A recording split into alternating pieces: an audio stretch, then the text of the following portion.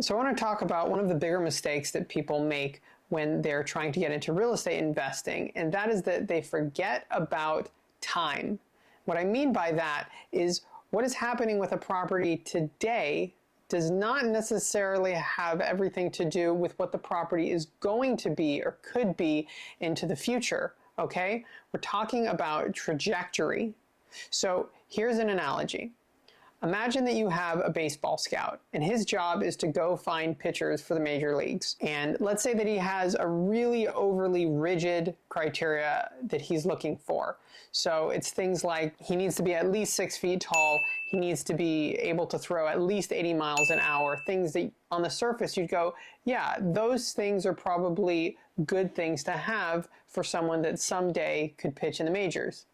But here's the problem with that. Does that mean that that scout should go interview the 37-year-old who's washed up, has problems, but he can throw 80 miles an hour? And even more importantly, does that mean that he shouldn't be looking at the 11-year-old phenom that can throw 70 miles an hour? Right? To us, looking at this kind of drastic example, it's pretty obvious that the 11-year-old who can throw 70 miles an hour has way more potential than the 37-year-old who can throw 80, right? And so it is with real estate. But the problem is that so many people are being taught to just look at a spreadsheet that is missing the very most important point, which is time. Is what is going to happen to that property into the future, okay? And so this is why this is something that I see is a major confusion and mistake, especially of newer investors.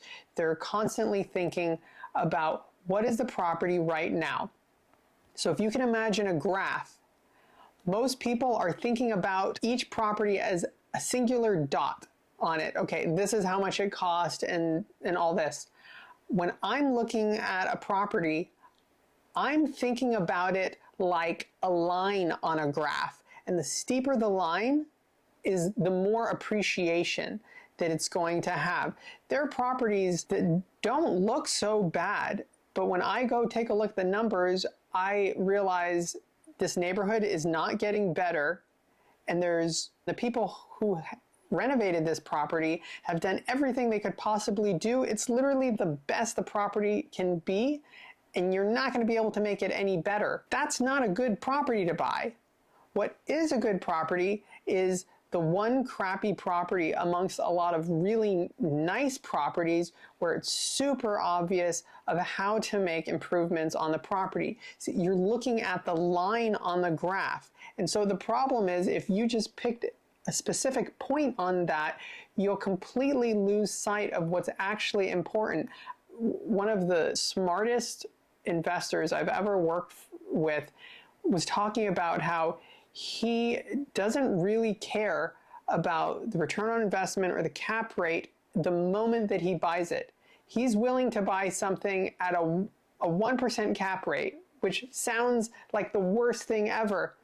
But if it's a property that he knows he can wildly change the property, then it can become something so much more.